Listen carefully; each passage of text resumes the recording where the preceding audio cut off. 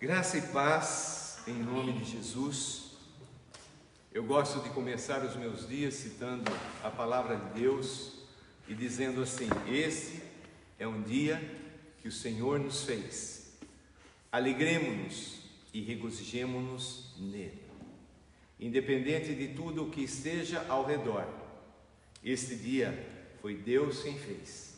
E sendo assim, nós temos a possibilidade de escolher viver de maneira alegre, de maneira em que a gente desfrute das bênçãos de Deus, ou viver de uma maneira introspectiva, de uma maneira triste, angustiosa, sendo levado por toda sorte de notícias que estão aí atemorizando o coração do ser humano. Deus, Ele continua sendo Deus. Deus continua no controle de todas as coisas. Nesta manhã, eu quero convidar você a abrir o livro de Salmos e nós vamos meditar no Salmo de número 53. Como igreja, Deus tem nos dado a orientação de nos alimentar diariamente da sua palavra, assim como o nosso corpo necessita do alimento físico, a nossa alma, o nosso espírito necessita do alimento que é a palavra de Deus. E o próprio Senhor Jesus é a palavra. Por isso nós temos o hábito, saudável hábito, o costume de ler a Bíblia todos os anos, toda a Bíblia. E a nossa leitura diária se torna o nosso pão, o nosso alimento. E nós estamos lendo Deuteronômio e também o livro de Salmos. E hoje a leitura é o Salmo de número 53. Abra a sua Bíblia. Vamos ver o que Deus tem para trazer para os nossos corações como alimento. Salmo de número 53. No meio de tudo isso que temos vivido, muitas pessoas ainda se levantam, se revoltam contra Deus. E esse salmo ele vai tratar acerca da situação do ser humano, da humanidade, das pessoas que fazem de tudo nesse mundo menos parar para ouvir e para conhecer Deus. É uma loucura. É uma loucura as pessoas chegarem à conclusão que não existe um Deus.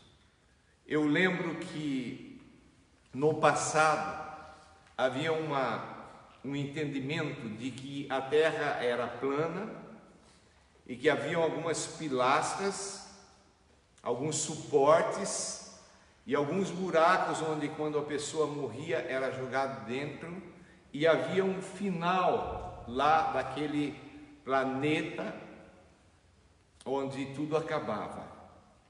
E veio uma pessoa e declarou ser a terra redonda. E essa pessoa foi duramente criticada, tida até como um feiticeiro, preso. A Bíblia já nos ensina muito antes, através do profeta Isaías, sobre a terra ser redonda. E por incrível que pareça, nos nossos dias, existe uma corrente afirmando que a terra é plana. Com todas as evidências, com todas as fotos dos satélites e etc., tem pessoas. E não são pessoas assim que a gente possa dizer sem nenhuma cultura, sem nenhum estudo. Pessoas que afirmam novamente que acreditam ser a terra plana. Por que eu estou dizendo isso?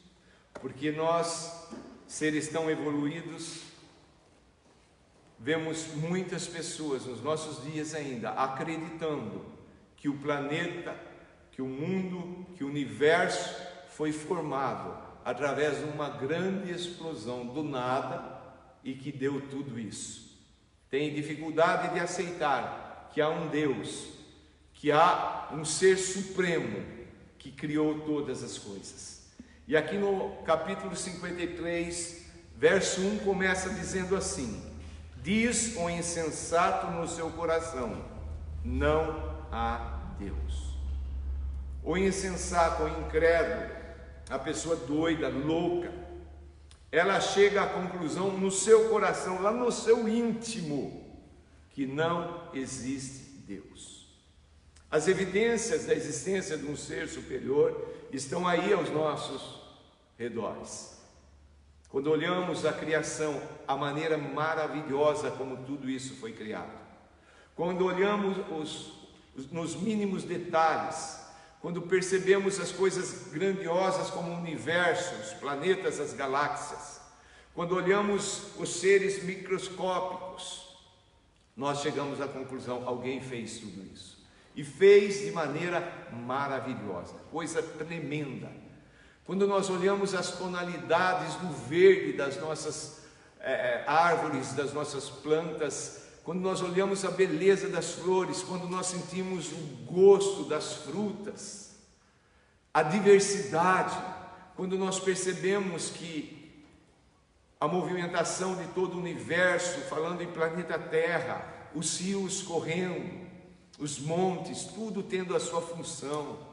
Quando ouvimos o canto dos pássaros, cada pássaro com o seu canto exclusivo, nós chegamos à conclusão: alguém fez tudo isso. E é loucura, como diz esse versículo, dizer não existe Deus. Existe. Quer você creia, quer não. Isso não vai mudar o fato de que existe um Deus Criador. Que coisa maravilhosa! É além de toda essa criação, o funcionamento desta criação, tudo em perfeita sincronia. A Terra com o seu movimento de girar em torno de si mesma e girar em torno de um sistema solar. Quem que mantém tudo isso? Eu lembro que quando eu era criança, quando eu comecei a aprender essas coisas de planeta Terra, eu ficava imaginando o planeta Terra, imaginando quem mora aqui, como é que não cai se está de ponta cabeça? Santa ignorância. Hoje nós percebemos todas essas coisas, todo esse funcionamento, é uma coisa maravilhosa e perfeita. Aqui na chácara nós temos uma horta, e eu gosto de vez em quando de ir lá e olhar. Eu vejo as mudinhas pequenininhas de alface, vejo no outro canteiro o alface já formado, e eu fico imaginando como funciona bem esse sistema, como tudo caminha de maneira maravilhosa. É claro, amados, que nós homens temos colocado problemas, temos inventado coisas, temos destruído a natureza que é tão linda, tão bela. E aqui nós precisamos parar e pensar nesse tempo de angústia que vivemos, porque nós podemos falar com a nossa boca: sim, eu creio que existe um Deus, mas viver de maneira contrária à existência desse Deus. Se existe um Deus, se existe um Criador, existem também as leis da natureza e também as leis que esse Deus colocou para mim e para você. Existem as leis naturais e existem as leis espirituais. Qualquer dessa lei que eu infrinja, eu vou trazer transtorno para a minha vida. Existe sim um Deus. E nós temos que olhar para o nosso coração e ver se chegamos a essa conclusão. Existe Deus? Não existe Deus? Se eu creio que existe Deus, o que isso tem interferido? O que essa verdade muda no meu comportamento? Muda na minha maneira de falar, na minha maneira de pensar? O que isso muda no tocante às minhas prioridades? Deus, Ele vive, Ele reina, independente de você acreditar ou não. E o que acontece com uma pessoa que não acredita nesse Deus? Ela vive fora do caminho de Deus, ela vive fora das leis de Deus. Dando continuidade à leitura: corrompem-se e praticam iniquidade, já não há quem faça o bem. Que coisa triste, que conclusão, que ponto chega a humanidade que não acredita em Deus. Ela parte para outro caminho, ela anda na contramão daquilo que Deus fez e Deus criou. E ela começa a praticar iniquidade. O que é iniquidade? É falta de lei.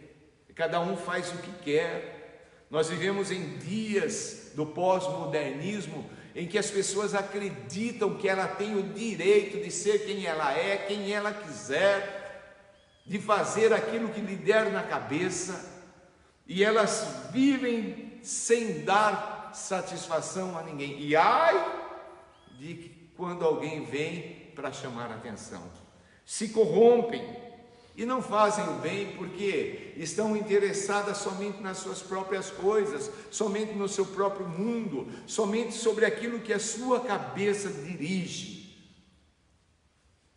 Dizem: não há Deus. No verso 2 diz: do céu olha Deus para os filhos dos homens. Deus está olhando, Deus vê tudo. A Bíblia nos diz que um fio de cabelo caindo da minha cabeça, Deus sabe. Uma folha de uma árvore caindo, Deus sabe. Hoje de manhã caiu ali um coqueiro. Ontem eu estava vendo, ele estava bem tombado. Eu falei: mas o que isso tem a ver? Qual a importância? Deus conhece, Deus sabe. Hoje, quando nós fomos pentear os nossos cabelos, certamente alguns de nós deixamos vários fios de cabelo na escova, no pente. Deus sabe. Esse é o Deus da Bíblia, o Deus que conhece todas as coisas, e Ele lá do céu, Ele olha todos os filhos dos homens. Ele sabe o que está acontecendo com cada pessoa aqui no planeta Terra. Ele conhece tudo, Ele é Deus. Nós, por mais que temos entender a Deus com a nossa cabeça limitada, nós conhecemos a Deus somente aquela parte que Ele se revela a nós. Eu lembro que eu pensava em Deus e no universo, Deus na sua grandiosidade, e continuo pensando assim. Ele tem o poder de pegar entre os dedos dele todo o universo e fazer assim, e num segundo eliminar tudo. Esse Criador, Ele é tremendamente maravilhoso, forte, Deus poderoso. Como pode o ser humano olhar para tudo isso e chegar a essa triste conclusão? E por causa dessa conclusão, não existe Deus, o mundo está do jeito que está. As pessoas não se sentem na responsabilidade e no dever de prestar satisfação a alguém. E aí o mundo entra em colapso, como nós temos visto. Verso 3 diz: todos se extraviaram e juntamente se corrompem. Não há quem faça o bem, nem um sequer. Sem Deus, as pessoas se corrompem, as pessoas ficam extraviadas, são escravas de si mesmas, escravas do pecado. Mas eu quero chamar a atenção no finalzinho do verso 2, que diz assim: se há alguém que busque a Deus. Nós temos um caminho a trilhar, buscar saber o porquê da nossa existência, buscar saber o porquê de toda essa criação, da onde eu vim, para onde eu estou indo. E só há uma pessoa que sabe o porquê da nossa existência, foi quem nos fez. Buscar a Deus é o caminho. Buscar a Deus com toda a nossa força, com todo o nosso vigor. Nós gastamos tanto tempo, tanta energia buscando outras coisas, mas gastamos muito pouco tempo em buscar conhecer a Deus. Aí está a chave de todo o entendimento. Esse foi um problema, está sendo e será sempre um problema das pessoas que não acreditam em Deus. Elas vivem um vazio, um oco no seu interior, porque elas não conseguem explicar quem elas são, de onde elas vieram, para onde estão indo. E as pessoas pensam que o mundo, a existência, está fadado somente aqui, nesse plano terreno. Mas a vida, ou a morte, lá no futuro, que nos aguarda. Verso 4 diz: acaso não entendem os obreiros da iniquidade? Esses que devoram o meu povo como quem come pão, eles não invocam a Deus. Novamente aqui nós vemos o problema daqueles que estão andando na contramão do mundo, da vontade de Deus, e eles fazem tudo para si mesmos.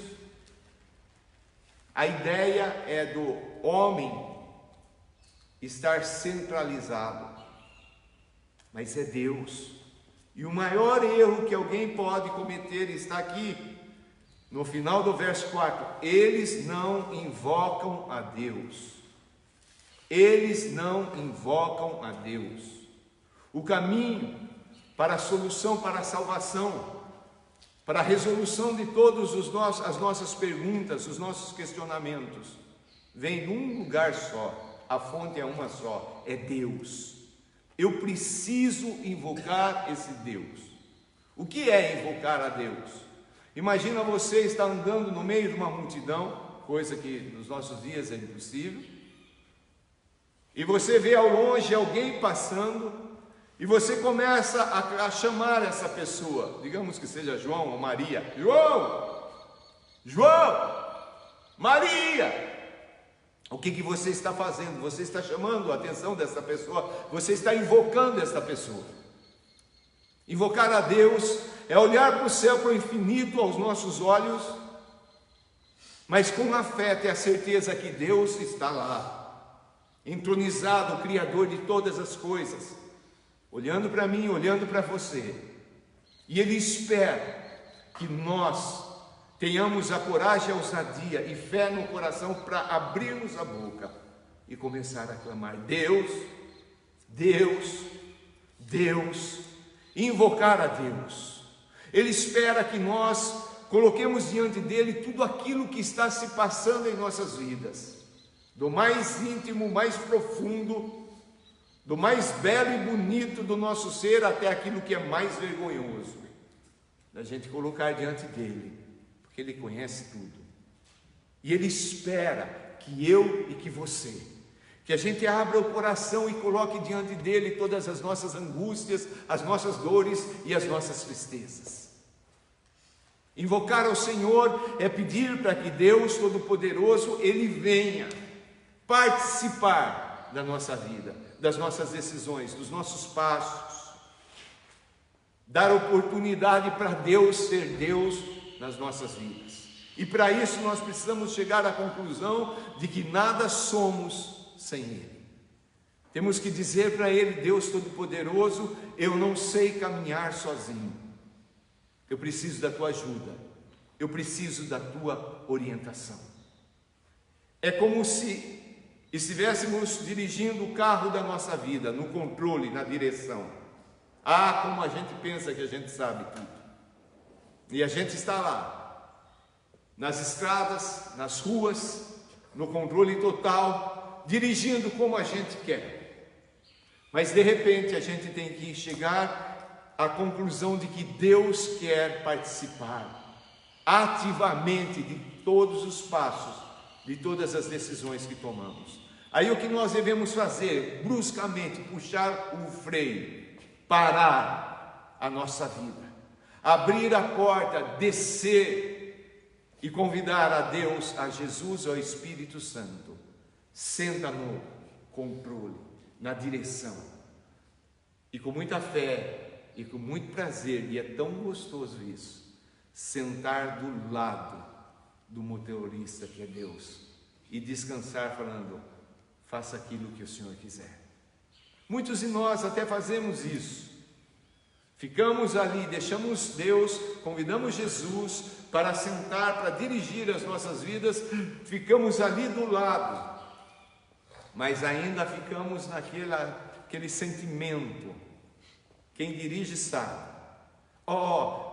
Deus, não é melhor fazer isso? Deus, olha um carro na frente, Deus vai bater, e a gente está do lado do passageiro, querendo coordenar a Deus e a ação de Deus, ao invés de sentar, descansar, relaxar, desfrutar das nossas vidas, confiando que Deus, Ele é o bom condutor das nossas vidas. Eles não invocam a Deus. O quanto você, o quanto eu, o quanto nós temos invocado a Deus, clamado por Deus, pedido a interferência de Deus. Muitas vezes, quando a nossa vida chega a um ponto de fundo de poço, é que lembramos de olhar para cima. A única saída do poço é para cima. Aí nós desesperamos e começamos, ó Deus, e começamos a invocar a Deus. E aí Deus vem com o socorro dele, a nossa direção, e nos tira, e nos salva, e nos dá uma condição melhor. E aí a gente já começa a caminhar como se não existisse Deus. Muitas pessoas agem ao contrário. Quando estão em tempos bons, obrigado Deus, isso é bom de se fazer. Mas quando caem no poço e chegam no fundo do poço, começam a murmurar e reclamar. Por que Deus? Olha o que está acontecendo comigo, o Senhor não faz nada, nem existe, nem acredito mais. Invoque a Deus. Comece a dar espaço para Deus ser Deus na sua vida, para Deus interferir em tudo. No verso 5 diz: tomam-se de grande pavor, onde não há a quem temer, porque Deus dispersa os ossos daqueles que te sitiam, que te cercam. Tu os envergonhas, porque Deus os rejeita. Olha que coisa terrível. Tomam de grande pavor. Como é que o mundo está vivendo hoje? O mundo está sendo tomado de grande pavor, de grande medo. E agora? É alguém que está lá totalmente fechado, enclausurado, não só para com o contato com pessoas, mas para contato consigo mesmo, para o contato com Deus. Esse é o pior pavor que possa existir. Você está separado desse único, que é o nosso Deus, tem poder para nos livrar de tudo. Quanto a cada passo que eu dou, distanciando-me de Deus, é a distância do pavor, do medo, do desespero, do sofrimento, da dor, da desesperança. O que fazer? Parar, clamar, chamar Deus. Eu estou apavorado. Eu não quero mais viver desse jeito, eu preciso de uma solução, e eu sei que essa solução não está em mim mesmo, e nem em nenhuma pessoa, e nem em nenhum sistema. Essa solução está em Ti. Ele é o nosso Deus, Ele é o nosso Criador. E o maior problema, final do verso 5 diz: porque Deus os rejeita. A pior coisa que pode acontecer para mim e para você é a rejeição de Deus. É quando a gente está vivendo segundo a nossa maneira de viver e as nossas leis, os nossos pensamentos, as nossas decisões, as soluções que inventamos e criamos, e Deus rejeita. O único que tem o poder para trazer-nos a vida, nos rejeita.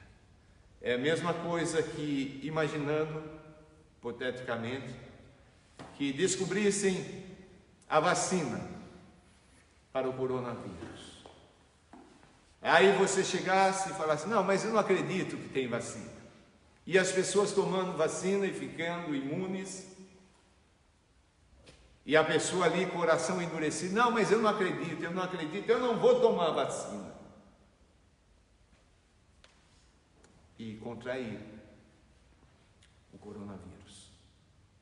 Jesus veio ao mundo e pagou pela grande doença da humanidade que se chama pecado. Muito mais letal do que qualquer vírus, do que qualquer pandemia. Jesus, ele veio e derramou o sangue dele lá na cruz do Calvário. E esse sangue pagou pelos meus pecados e pelos seus pecados. Esse sangue é libertador, não só para a nossa alma, para o nosso espírito viver uma eternidade com Deus, mas também para o nosso corpo físico, para vivermos uma vida que vale a pena aqui, hoje e agora. Mas muitos, diante dessa pandemia do pecado, não querem tomar o antídoto, não querem confiar na obra de Jesus, não querem tomar a vacina do sangue de Jesus. Estou falando isso de maneira hipotética. Você tem o poder de decidir. Você pode, como esse insensato, dizer não existe Deus, ou dizer eu creio em Deus, mas continuar no controle da sua vida e não ver solução nenhuma, e não invocar a Deus, e não buscar o socorro de Deus. No verso 6, terminando, diz: quem me dera que de Sião viesse já o livramento de Israel. Aqui é Antigo Testamento, Jesus veio, o livramento de Israel já veio, o livramento da humanidade já veio, Jesus já veio, Jesus morreu na cruz, Jesus pagou pelos nossos pecados, Jesus nos deu a solução. Mas eu quero dizer para você que Jesus ressuscitou, foi elevado aos céus, foi glorificado, e ele disse: eu voltarei. Todo mundo, toda a humanidade está sendo preparada para esse grande acontecimento, a volta de Jesus. E aqui nós veremos claramente aqueles que verdadeiramente acreditam, invocam, clamam a esse Deus, e aqueles insensatos que permanecem na ideia: não existe Deus. E o que acontecerá com a vinda gloriosa desse Jesus? O verso 6 termina dizendo assim: e Israel se alegrará. Israel de Deus hoje é a igreja, aqueles que foram lavados e purificados pelo sangue do Cordeiro, Cristo Jesus, aqueles que entregaram a vida totalmente nas mãos, em confiança e fé de que a obra do Senhor Jesus foi uma obra de salvação, e que Jesus se torna então Salvador e Senhor, dono. E nós estamos aqui para fazer a vontade desse Senhor e Salvador Jesus. Então se alegrará. Nós estamos cobertos, guardados pelo amor de Deus. O sangue de Jesus derramado lá na cruz, ele nos cobre e nos livra de todo o pecado e de toda a condenação. Que coisa tremenda, que coisa maravilhosa. E o nosso espírito, a nossa alma, mesmo em meio do maior problema, da maior dificuldade, de guerras, de miséria, de fome, de epidemias, pandemias, nosso coração se alegra. E todos os dias nós festejamos a vida, porque nós sabemos do que nos aguarda. A trombeta soará, a última trombeta tocará, e Jesus virá buscar os seus. Quem são os seus? São aqueles que, diferente desse salmista, diferente disto que o salmista expõe para nós, do insensato de coração, que olha diante de tudo isso e fala: não existe Deus, não existe Deus, não existe Deus. Existe Deus. O mundo não é obra do acaso, é mentira. Esse mundo jaz no maligno, e o maligno, Satanás, ele é o pai da mentira. Hoje nós vemos na mídia falando fake news, fake news, fake news. Sempre esse mundo foi regido por fake news, por mentira, porque o diabo está atuando nesse mundo. Em vez de buscarmos solução, compreensão nesse mundo que jaz no maligno, vamos invocar a Deus, vamos buscar a Deus. Vamos falar para Deus: Deus, eu preciso, eu necessito que o Senhor venha em meu socorro, eu quero conhecer. E a minha boca confessa: eu creio em Deus. Aí onde você está, você pode chegar a essa decisão, continuar sua vida do jeito que você tem vivido. Ah, pastor, mas eu creio em Deus. Sim, você pode falar com a boca, mas os atos podem ser totalmente diferentes daquilo que você professa com a boca. Dizer que há Deus exige uma mudança radical nas nossas vidas. Paulo, o grande apóstolo Paulo, ele chega a um ponto da vida dele que a conclusão é linda. Já não sou eu quem vive, mas Cristo vive em mim. Esse verdadeiramente encontrou a razão por quê.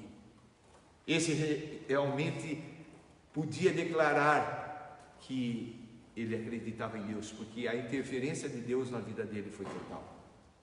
E nós podemos também, hoje, ainda hoje, nesse começo do dia, falar: Deus, eu tenho vivido para a alegria minha, para os meus objetivos, para as minhas vontades, mas hoje eu quero dizer, eu creio, existe um Deus, e eu quero me submeter a Ele, em tudo, na minha maneira de pensar, na minha maneira de falar, na minha maneira de agir.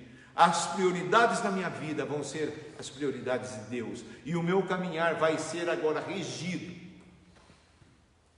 pelos mandamentos de Deus. O que fazer? Agora eu quero convidar você para encerrar, irmos até Deuteronômio, nossa leitura de hoje,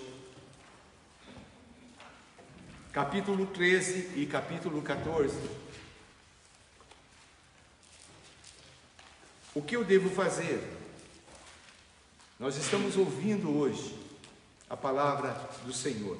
E no capítulo 13 de Deuteronômio, verso 18, diz assim: se ouvires a voz do Senhor, se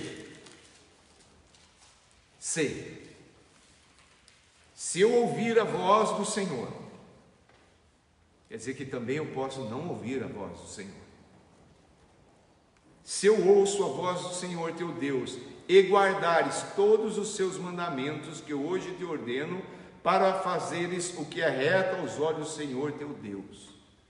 Então eu ouço a palavra, e aí eu tomo uma decisão: eu vou obedecer. Todos os mandamentos, os decretos de Deus, eu vou fazer. E por que eu devo fazer isso? Porque é a solução, porque é vida, porque é vitória, porque é vontade de Deus. E no capítulo 14, verso 2, uma palavra tremendamente abençoada que diz: porque sois povo santo ao Senhor. O que é ser povo santo? É ser povo separado, separado desse sistema caído, separado do pecado, separado da iniquidade, da perversão, separado desse mundo que jaz no maligno. Pois sois povo santo ao Senhor vosso Deus, e o Senhor vos escolheu de todos os povos que há sobre a face da terra, para lhe serdes seu povo próprio. Há um povo na terra que não se dobra ao pecado. Há um povo na terra que anda na contramão deste mundo. Há um povo na terra que invoca a Deus e que é temente a Deus e que quer fazer não a sua própria vontade, mas a vontade de Deus. E eu convido você a, nesta manhã, invocar a Deus e abrir a tua boca e o teu coração, e com fé e com verdade dizer: eu creio em Deus. Quero convidar você, onde você está, a baixar a tua cabeça, a fechar os teus olhos, e eu quero orar nesse momento em nome de Jesus, e que a decisão, a sábia decisão, não a decisão daquele louco que diz não a Deus, mas a sábia decisão: há um Deus, Criador dos céus e da terra. Senhor Deus, eu creio de todo o meu coração. O Senhor existe, e o Senhor é o Deus Elohim, o Deus que criou todas as coisas. O Senhor é o Deus El Shaddai, o Deus poderoso, o Deus forte. O Senhor é aquele Deus que, desde o princípio, tem derramado o seu amor, mas também a tua justiça. Tem nos convidado a nos entregar, a confiar na obra de Cristo Jesus, teu Filho, lá na cruz do Calvário, como sendo o único meio pelo qual o Senhor nos limpa e nos purifica de todo o pecado. Não quero ser, Senhor, insensato. Eu quero desfrutar, Senhor Deus, daquilo que o Senhor tem de melhor para mim. E eu oro, papai, em nome de Jesus, nesses dias de caos, nesses dias de pavor, de medo, de insegurança, nesses dias de morte, que o Senhor, através do teu Espírito, esteja se revelando a muitos que estão ainda com aquela dureza de coração, que ainda estão presos a sistemas religiosos, que sejam libertos e que possam enxergar Cristo Jesus e invocar, e começar pela fé a proclamar, a abrir a boca e dizer: eu creio, existe Deus, existe Deus, existe Deus. Nesse momento, papai, de perturbação, traz a paz. Jesus, tu disseste que o Senhor nos dá a paz, não como o mundo entende, não como o mundo oferece, mas a tua paz. Enche-nos desta paz, para caminharmos passo a passo, dia a dia, nessa certeza: existe Deus, e eu creio nele. Também, Senhor Deus, dá-nos coragem, dá-nos fé, dá-nos força para obedecer todos os teus mandamentos, para obedecer tudo aquilo que o Senhor tem colocado como o caminho a ser perseguido, para que obtenhamos essa vida que Cristo Jesus veio para nos dar. Muito obrigado, em nome de Jesus, amém. Quero convidar você a declarar para você mesmo, talvez também para pessoas que você venha ter contato, abrindo a tua boca e proferindo palavras de fé, dizendo: eu acredito em Deus, eu acredito em Deus. Que a graça e a paz e a misericórdia do Senhor Jesus esteja sobre sua vida, hoje e sempre, em nome de Jesus, amém.